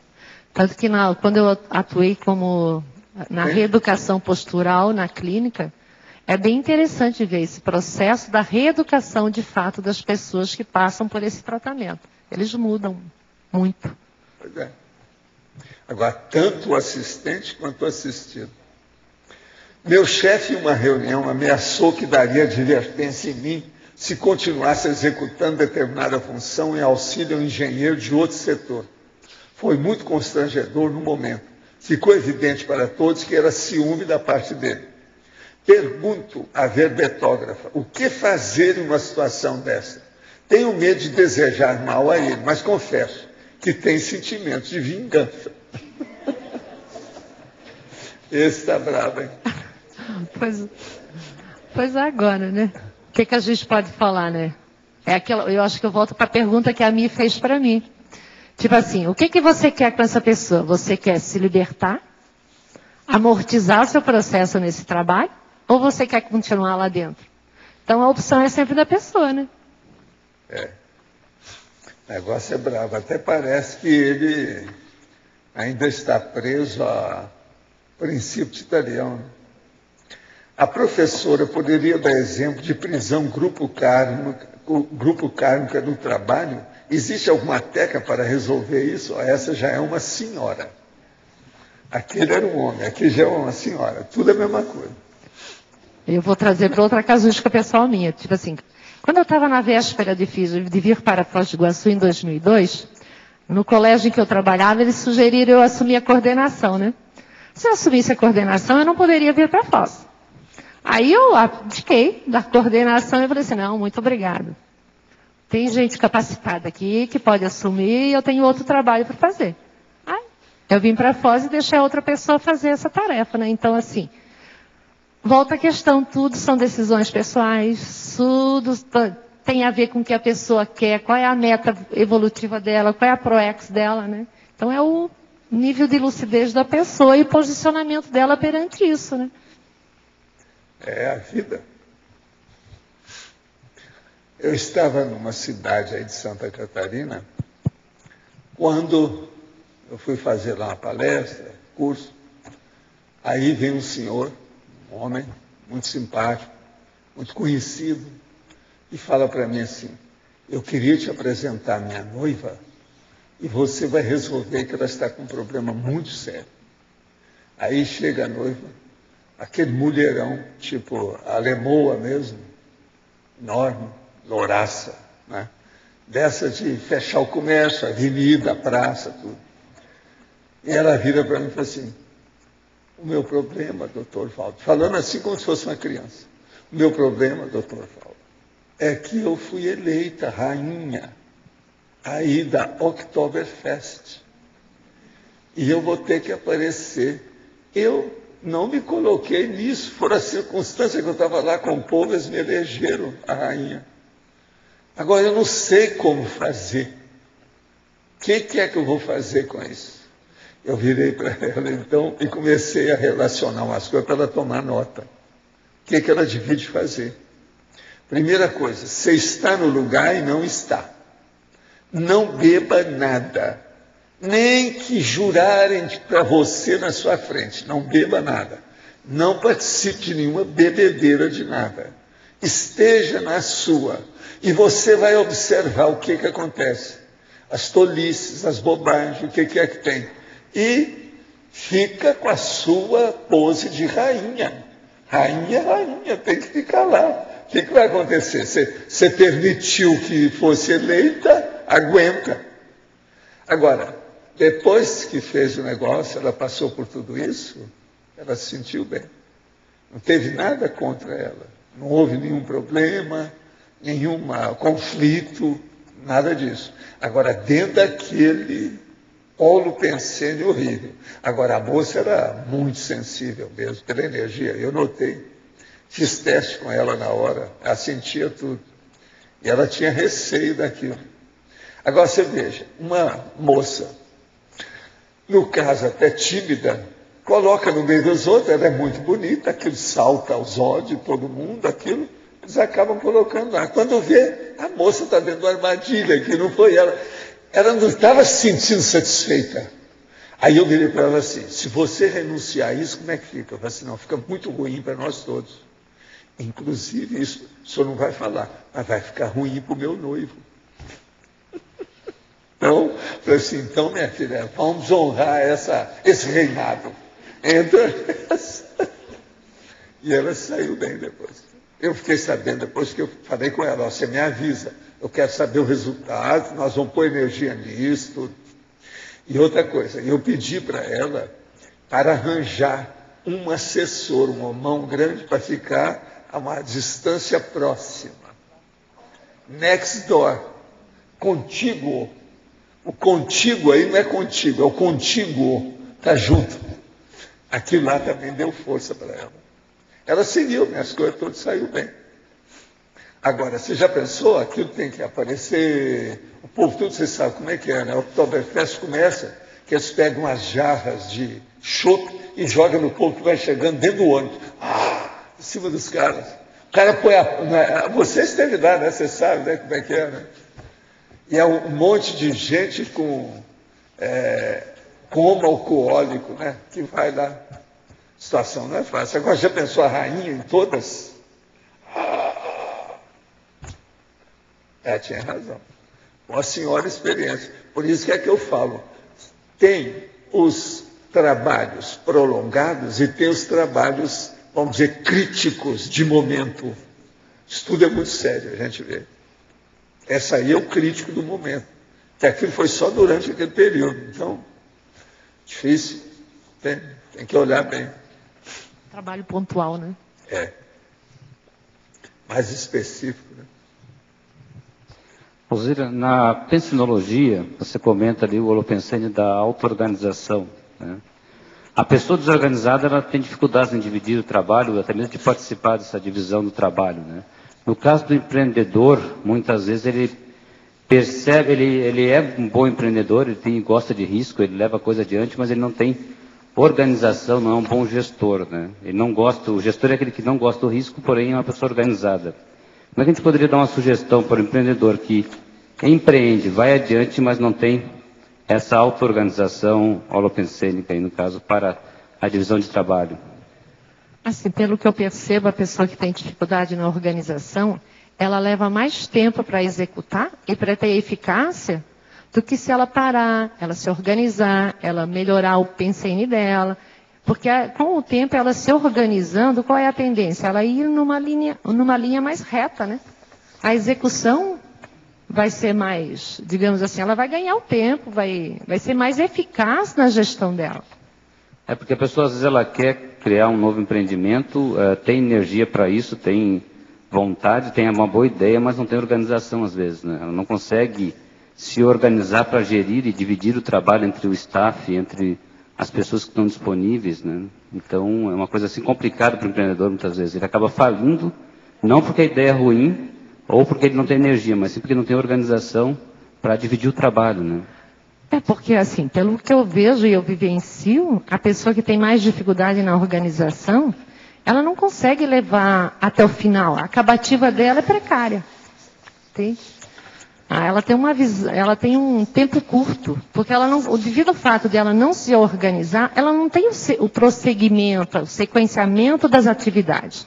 Isso acaba antes, porque ela se dispersa uma coisa para cá, uma coisa para lá, outra para lá. Ela pode focar na manutenção e na acabativa. Se ela estudar um pouco mais de manutenção, dessa energia e auto-organização, ela pode chegar na acabativa desses trabalhos, é isso? Eu acho que uma das primeiras coisas é ela identificar qual é a causa e etiologia da desorganização dela, né? Primeiro de tudo. Aí, a partir disso, ela começa a trabalhar em cima disso e ver o que é o melhor para ela naquele momento para eliminar essa desorganização, que com isso, consequentemente, a eficácia vai ser melhor. O resultado vai ser mais positivo e o tempo vai ser menor, né? Então, só lembrei, Adélia, só lembrando, que eu acho que essa questão da organização, né, para o gestor, para o empreendedor, tem a hierarquia também, como em tudo, né? Então, aquela pessoa que é empreendedora e que não tem auto-organização, por exemplo, financeira, claro, a tendência dela é a bancarrota rápida, né? Então, é super sério, eu acho que isso que você colocou, né? Que aí, no caso do verbete da Alzira, a própria divisão do trabalho, se a pessoa não faz isso com organização, ela vai priorizar o que não é prioritário e isso vai gerando divisões incorretas e piores, né?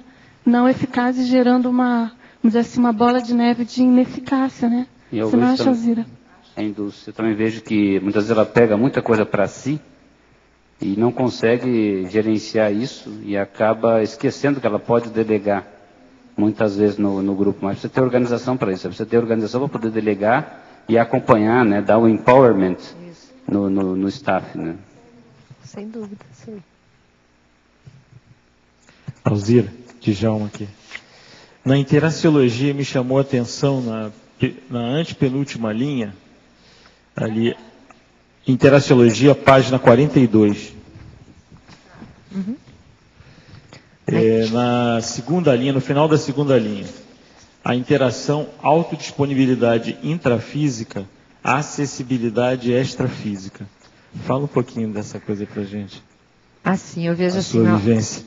Na hora que eu vejo que a pessoa, ela se disponibiliza para o trabalho, ela, consequentemente, ela vai criando um holopensene assim, mais favorável para que os amparadores ou a equipe extrafísica possa acessá-la. Porque quando a gente não está disponível para as tarefas, fica difícil. Você, por exemplo, alguém acessar você, tanto aqui no intrafísico como a equipe extrafísica. Se a pessoa não se disponibiliza, por mais que você sabe que aquela pessoa tem aquele talento, tem aquele trafor, mas ela não está disponível, então não tem acesso, né? Assim, isso reverbera também, eu penso, no extrafísico. Se você disponibiliza para as atividades assistenciais, a acessibilidade extrafísica, a equipe de amparadores, aquilo que o professor Waldo sempre diz, né? Investe, que sempre se terá o retorno, né? Alzira, oi? Aqui é a Rosa B.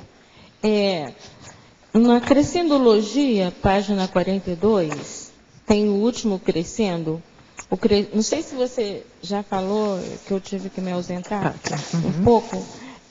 O crescendo ângulos para ângulos e cosmovisão. Eu gostaria que você fizesse uma abordagem desse crescendo com toda essa atuação que você já exemplificou de antes profissionalmente, o seu trabalho no Holociclo e hoje dentro da Conscius, em relação ao seu crescimento também interassistencial, tendo como parâmetro esse crescendo. Assim, eu começo a explicar isso, Rosa, assim, eu sempre tive uma meta na minha vida. Eu sempre sabia que eu tinha que chegar em algum lugar. Tanto que quando eu estava em Joinville, que eu não havia acessado a Conscienciologia, eu escrevia no meu diário à noite assim, vou encontrar um lugar onde eu possa fazer pesquisa, me autoconhecer. Quando eu cheguei aqui no Holociclo, quando eu cheguei aqui no CEEC, que eu vi o Holociclo, eu falei assim, aqui está o local. Então, assim, qual era o meu para-ângulo com relação a isso? Por que eu tinha essa visão? Mas eu não sabia o que era, eu não sabia que existia isso aqui. E isso vai dando uma cosmovisão maior. Quando eu entrei dentro do Holociclo, a gente começa a pesquisar, ver toda aquela abrangência de equipes, de livros, de dicionários, de tecas, vai aumentando tudo, você vai mudando a visão e você vai se identificando com as suas especialidades, com seus talentos, com seus trafores. Isso vai chegando às pessoas. Quem são as pessoas que você atende, por exemplo? O Holociclo chega muita gente. Quem é que você atende lá? Por que aquelas pessoas estão naquele contexto em que está no momento que eu estou como mantenedora do Holociclo? Então, assim, tem os ângulos, tem os parâmetros, mas qual é a cosmovisão que a gente tem que ter? O professor Val sempre diz assim, veja o que está por trás, né? Qual é o perfil da pessoa? O que ela faz neste momento aí? Qual é o contexto? Então, assim, ter uma visão mais abrangente de que a gente é uma mini peça num maxi-mecanismo. Que naquele momento eu estou naquela função por algum objetivo e por uma finalidade. Então, assim, sempre procurar ver, desfocando a pessoa de si, mas procurando ver o outro, personalizar o outro que está ali. Vocês já viram que o Holociclo tem sido uma catapulta para a verbetografia, né? Cristiane, Kátia, você, ela, você, é um monte. Todo mundo que passou por lá, que fez um estágio maior, já defendeu aí, ou está defendendo o verbete. Agora, para você. Teoriologia, página 41, segunda e terceira linhas. A teoria da amortização dos endividamentos das interprisões grupo-kármicas.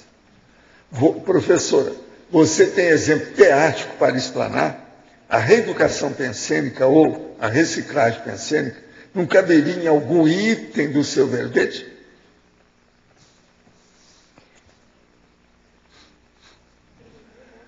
A teoria da amortização dos endividamentos das interprisões do grupo kármico. É isso que ele perguntou, né? É para falar sobre isso, né? É isso que ele perguntou aí? Tá. Eu já falei um pouco, mas assim, durante a trajetória da minha vida, eu vi que por todos os locais por onde eu passei, eu procurei estar atenta para não criar interprisões. Pelo contrário, eu amortizar os processos das inter-relações, verificar se aquilo que eu estou fazendo estava coerente ou não, se estava cosmoético ou não, para não criar essas interprisões, mas sim para me liberar e liberar o grupo. Por exemplo, eu trabalhei num colégio que tinha 3.200 alunos. Eu era coordenadora e professora lá de educação física. Dependendo das minhas atitudes, da minha postura e conduta, em vez de eu liberar aquele grupo todo, eu estava criando prisões, né? Então eu vejo assim, o saldo é positivo, porque na última vez que eu fui para Joinville, o pessoal me encontrou e me convidaram para a festa de jantar de 20 anos de formado. E a galera estava toda lá, né? Então, assim, o quanto que a gente vai amortizando com relação ao trabalho que a gente vai realizando, né? E para isso eu acho assim, a lucidez e a cosmoética é o fator mais importante aí, né? O fato de usar o termo bullying é um jeito para não começar a discussão de violência na escola? Precisamos eliminar essas armadilhas e abrir o debate. O que o senhor acha? Eu estou de acordo, o processo da violência é terrível. Digo isso pela preocupação que o senhor tem pelo valor da língua. Sim, mas veja, hoje o bullying é um processo internacional, né? O povo tem que falar nisso, não tem jeito. A internet está malhando isso por todo lado. Gostaria de saber a opinião do senhor sobre o coaching. Coaching é o cara que dirige o time, que orienta a situação, não é isso? Tem vários nomes para isso. Agora, do ponto de vista nosso aqui, o coaching, na verdade, até um certo ponto, é o evoluciólogo. Vocês não acham? Do curso intermissivo, dos processos de evolução, o grupo Karma. Ele é o verdadeiro, vamos dizer, né? Tem que me aguentar, aquele negócio do nosso amigo aí, que era o coaching no Brasil, aí da seleção do Scratch brasileiro. Né? Vocês têm que me aguentar. Você sabe que eu conheço ele. Eu estive trabalhando com energia com ele e vi que ele tem muita energia mesmo. Encontrei com ele uma vez no hotel, com calma, eles me pediram para dar uma geral nele, conversar com ele, etc. Eu abri o jogo, né? Não, eu sigo os jogos, tudo que você fala, como é que é, tal. Alto nível. Sabe, eu estou falando do Zagallo, gente. Alto nível, cara. Coach. De modo que eu acho que, eu digo, por exemplo, a Alzira está trabalhando para ser coaching multidimensional, grupo kármica, né? Evolucióloga, não é isso? Aqui tem várias, assim, várias. Esse é o caminho da história. O povo que está na administração, que está dando mais gente, tudo faz parte, são os coaching da vida, né? Os técnicos, para dirigir os times evolutivos. É a vida. Alzira, está aí? Alzira, aqui no ar. Na fatologia, na 7ª linha de baixo para cima, eu não sei se você já falou, mas se falou, tudo bem, a gente passa para outra. Você fala na igualdade de oportunidades evolutivas. Como é que é isso? Como é que existe algum parâmetro? Porque está sempre chegando gente, saindo gente, e a pessoa se afasta, volta. Como é que é isso? Como é que você faz essa análise e determina? Dentro do, assim, o que eu pensei quando eu coloquei isso, é que assim, a gente tem igualdade de oportunidade. Agora, o que vai diferenciar é a coragem da consciência de assumir aquilo. Por exemplo, você vai numa situação, digamos, por exemplo, aqui no voluntariado. O professor Valdo, muitas vezes aqui na tertúlia, ele pergunta quem tem disponibilidade para atuar em determinada área. A situação, a tarefa está aí. As pessoas se disponibilizam ou não. É uma igualdade. A disponibilidade da tarefa e da situação está aberta. Agora, quem que se disponibiliza? Então, eu pensei nesse sentido, sabe? Todo mundo coisa, tem. Né? Tem um outro aspecto da disponibilidade que nós falamos aqui, que é aquela até do hobby da pessoa. Por exemplo, essa semana aí, faz poucos dias, eu falei sobre um gato preto, quem queria ficar com ele. Isso é o convívio doméstico, em casa, afetivo. É o social da pessoa, não é isso? Você veja que nós mexemos com a turma para ver se sai da inércia. Faz parte do serviço. E é muito importante, por exemplo, uma pessoa que arranja um cachorro e começa a andar com aquele cachorro, porque o cachorro precisa de andar de vez em quando, tem que sair de casa, aquele negócio todo. Isso aí faz com que a pessoa ande, caminhe. Você está entendendo? Vê a natureza, vê a situação, pelo menos vai pegar alguma pulga na grama, alguma coisa. Mas uma coisa muito séria é o seguinte: as pessoas que têm dificuldade, preguiça ou não têm motivação para fazer exercício, se ela pegar um cachorro e começar a andar com ele, ela vai ser obrigada a andar. O cachorro vai ser uma ótima desculpa que ela nem viu quando ela entrou fazendo exercício. Praticamente com o cachorro, quase sempre se anda. O passeador de cachorro anda quase todo dia com ele, né? Então isso é muito importante para aquelas pessoas que precisam fazer esporte, para poder fazer ginástica, ela não consegue fazer na televisão a ginástica, ou sozinha no banheiro. Ela precisa de uma assembleia, de uma plateia para aplaudir o que ela está fazendo. Então é igual a pessoa. Por exemplo, uma pessoa que solta gargalhada, geralmente ela tem que ter uma plateia, senão ela não gargalha. Ela ri pouco. Ri um pouquinho e fica nisso. A maior parte do povo que gargalha é porque tem uma plateia. Tem que ter um auditório. Então, muita gente do esporte é a turma da gargalhada. Entende como é que é? Eles precisam de ter alguma coisa. Ele não tem incentivo, estímulo, motivação, entende? Determinação própria para fazer a ginástica isolado, sozinho. Por isso que na esteira aeróbica a gente recomenda, não, olha a televisão, vê alguma coisa. Porque senão só o barulho da máquina já perturba a pessoa, ela sozinha. É um problema. Ou se não, se ele puder, arranjar alguém da família e conversar com ele enquanto ele está andando.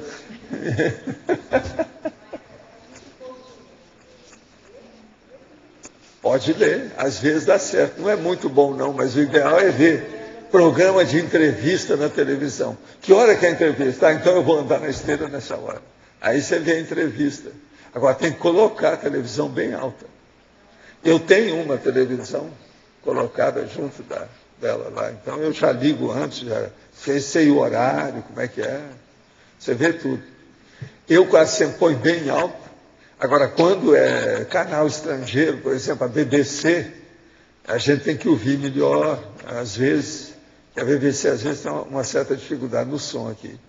Mas agora, por exemplo, a CNN, não. Você escuta direitinho em inglês, as coisas bem claras. De modo que tudo são macetes, são técnicas para a gente poder conviver com o corpo, as pessoas e os subhumanos. Mas faz parte do serviço. Professor Valdo, sim, por gentileza, você poderia esclarecer, é uma questão pessoal, quando é que a gente pode ter um parâmetro daquilo que daquilo que vem a ser cosmoética? A gente começa a ter essa visão com a cosmovisão e o parapsiquismo.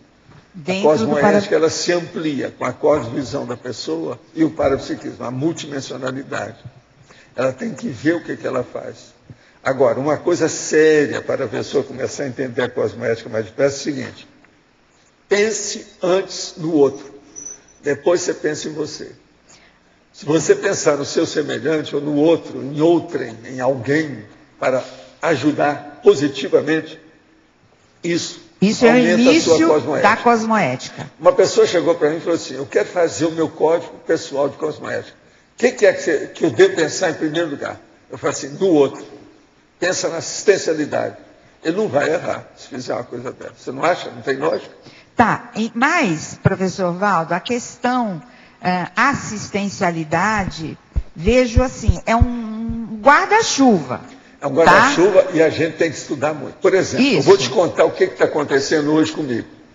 Eu recebi um pedido de Penex para ajudar uma pessoa que atropelou um senhor. Agora, ela foi ajudar essa pessoa que atropelou, foi atropelada. Ele só machucou o negócio da mão, mas foi atropelado. Então foi examinar a família, aquela coisa toda. Ele já tinha sido atropelado exatamente 7 vezes. Quer dizer, eu não entendo uma coisa dessa. Então, como ajudar uma pessoa dessa aqui? Você joga energia, vai ajudar, mas veja, precisava de alguém, um assistente social, ir nessa cidade, naquele bairro, naquela casa, com aquela pessoa, conversar, ver o ambiente que é. Está na cara que aquilo deve ser uma favela, um submundo violento, bravo, uma pessoa ficar assim. Então, não tem médico, não tem psicólogo, não tem gente da família, não tem uma pessoa que gosta dele, que dê uma orientação para ele. Qual a deficiência de uma pessoa sofrer 8 abalroamento de carro na rua? É demais. Eu nunca vi um caso igual a esse. Eu ouvi isso, estava falando aí com a turma. Gente, em que mundo nós estamos? Como é que nós vamos? Agora, a pessoa me mandou pedido para ver o que é que podia ajudar.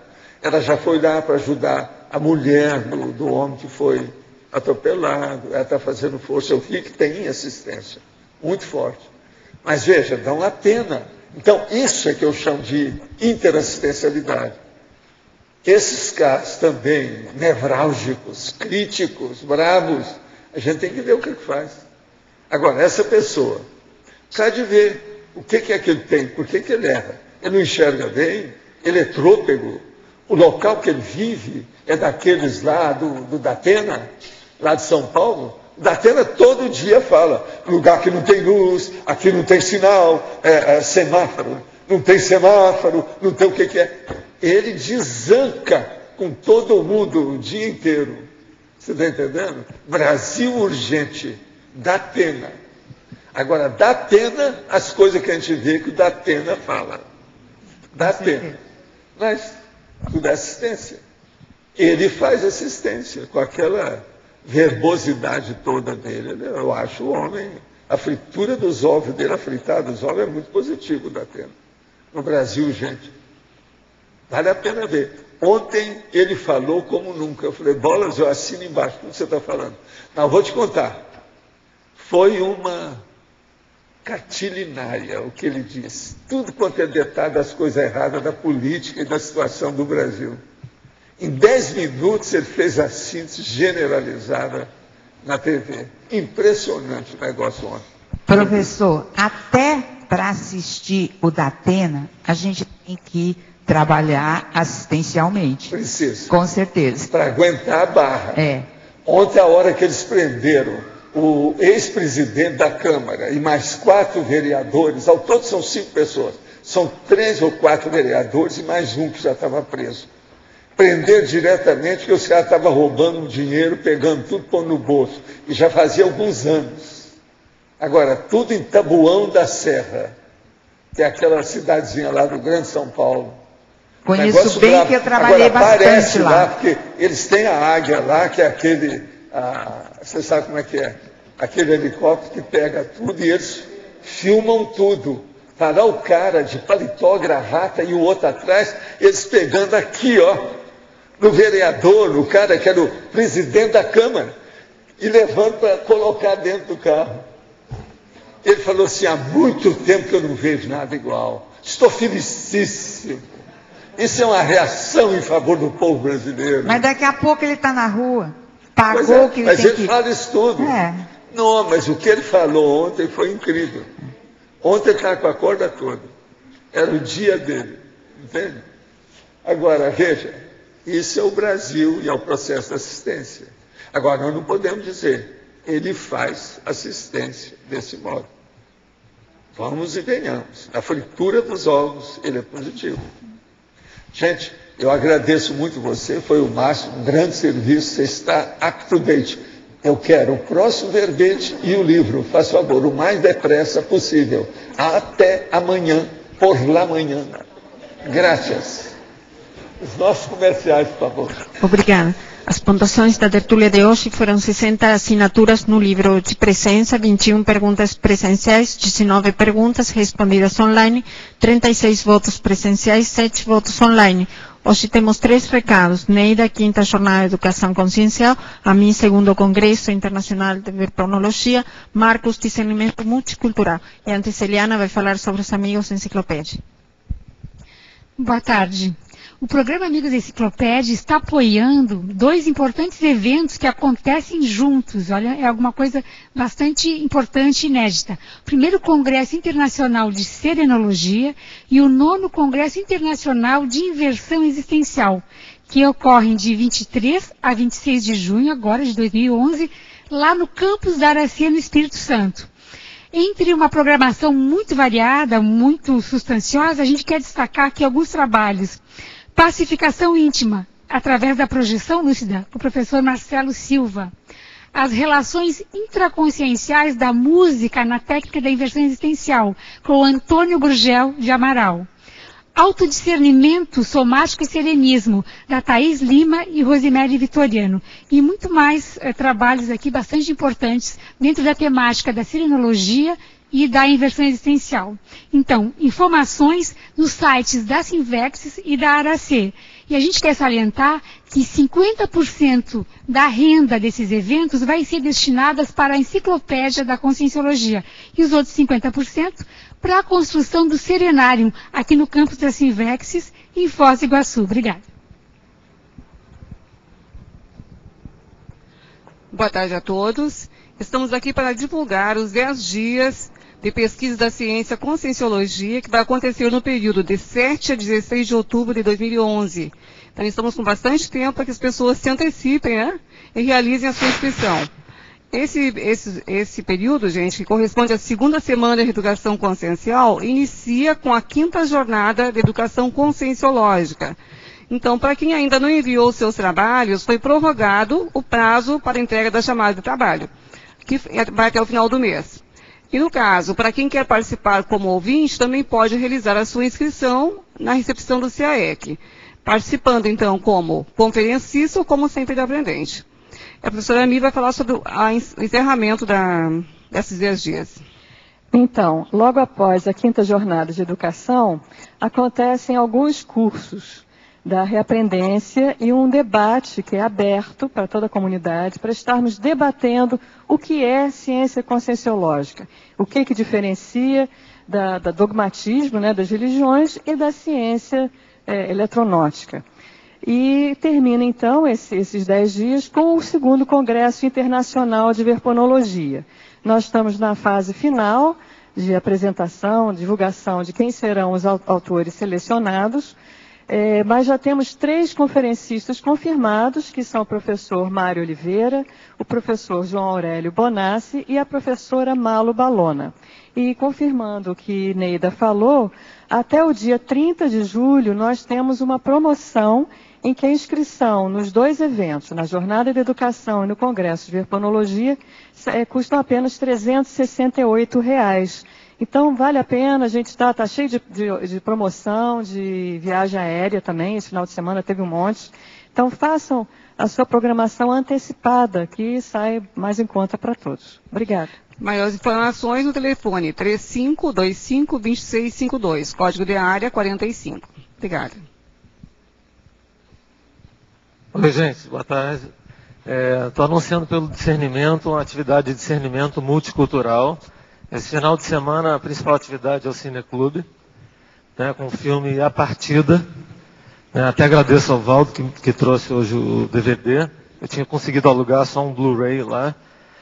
E, gente, é um filme de 2 horas e 10 minutos. Foi ganhador do Oscar de melhor filme estrangeiro em 2009. Né? Tem a ver com ProEx, o filme, uma série de temáticas. O filme parece que é muito bom mesmo. E, então está todo mundo convidado. Domingo às 8h30. R$2 mais 3 de lanche, né? E no sábado e domingo, no final de semana, todo final de semana também tem atividade livre do ping-pong, gente. Tênis de mesa, tá? A mesa já está lá no discernimento. A gente vai deixar os acessórios na guarita da portaria do discernimento. Custa R$2 por hora, tá? E a gente está fazendo um blog também dessa atividade mais abrangente, tá? Mas para esse final de semana, então, é ping-pong, sábado à tarde e domingo, com os acessórios na guarita, a R$2 a hora, e domingo às 8h30 o filme A Partida. Tá? Obrigado, até lá. O verbete eleito para amanhã é Elos da Deficiência Mental, especialidade Adaptaciologia, autora Vasiliki Pétalas. Obrigada e boa tarde a todos.